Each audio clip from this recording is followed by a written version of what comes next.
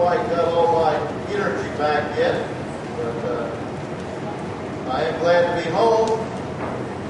It's a beautiful country out there with the various colored rocks and such. And it's a wonderful place to visit. We did have an excellent turnout from the local people there, and had a good gospel meeting, and a good vacation Bible school. There's no place like home, and we're glad to be back, and looking forward to getting ham again tonight. And if you were on the Shiprock mission trip tonight, we will be at the church also cleaning out the dams, getting those back up to snuff after our trip. So please make plans to stay after. Those who go to the red band can work on that one. Those who go to the white can work on the white. Those who want to help and do that in either one, we'd love to have it. This morning we're going to talk a little bit about having the right attitude and obeying Christ with the right attitude. We sometimes forget the fact that it's what's on the inside that begins to come out through our actions and through our behaviors, through our speech and our lives. And we need to kind of see in life what attitude connects to so that we can have a full understanding of how the attitude affects Christianity.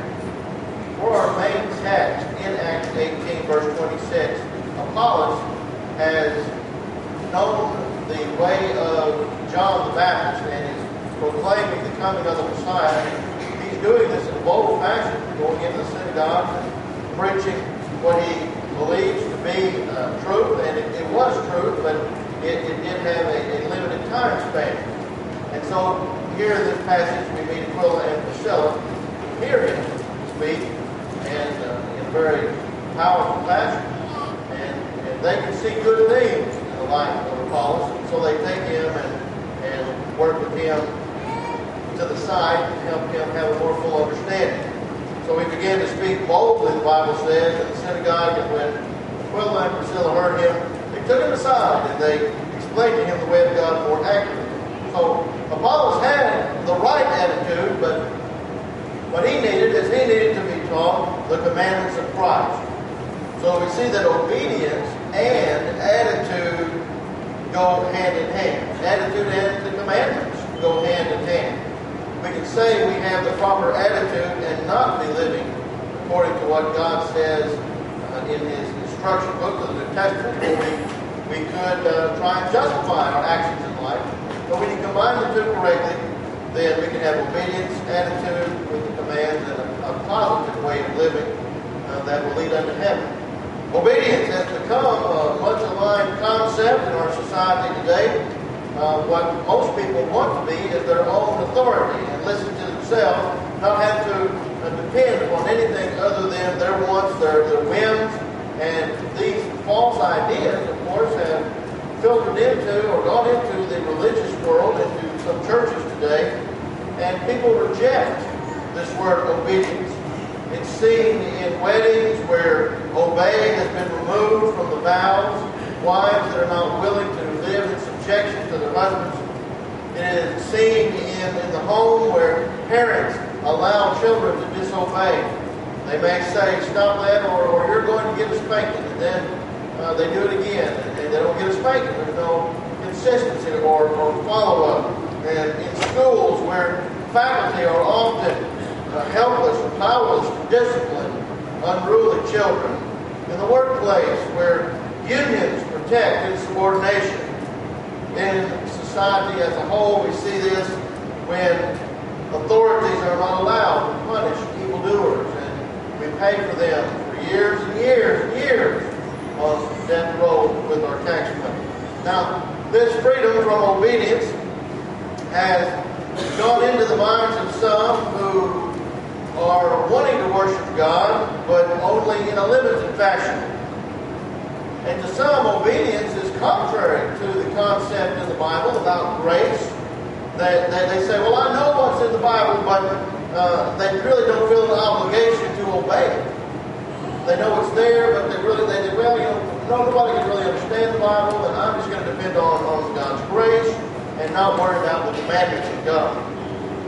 Some who claim to be God's children throughout biblical history have often displayed this kind of attitude in their unwillingness to obey.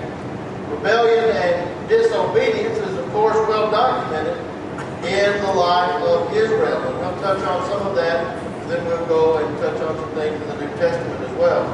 And in light of this prevailing mindset, then what attitude towards obedience should you and I have this morning? How should our attitudes change as we mature in Christ? That's important for us to look at that. We should be growing each and every day as we learn more about what God asks of us in His kingdom. I want us to begin by noticing that obedience with the right attitude is in fact our duty. In one of the Gospels, in Luke chapter 17, verse 10, the Bible says, "So likewise ye, when ye shall have done all things which are commanded you, say, we are unprofitable servants. We have done that which was our duty to do." And so there are some things that a Christian cannot boast about or claim as some kind of great accomplishment because it's simply our duty to do these things. It's our duty to obey the commandments of God. Now, what does duty mean? When you look up that word, duty means to render obligation, to owe, to be indebted. You and I are under obligation to obey because we are but the creature and God, Jehovah, is our creator. We are subordinate to our creator. To the Church of Christ in Rome, Paul writes in chapter 9, verse 20 and 21, "No, or nay, but, O man, who art thou that repliest against God? Shall the thing formed say to him that formed it, Why hast thou made me thus? Has not the potter power over the clay?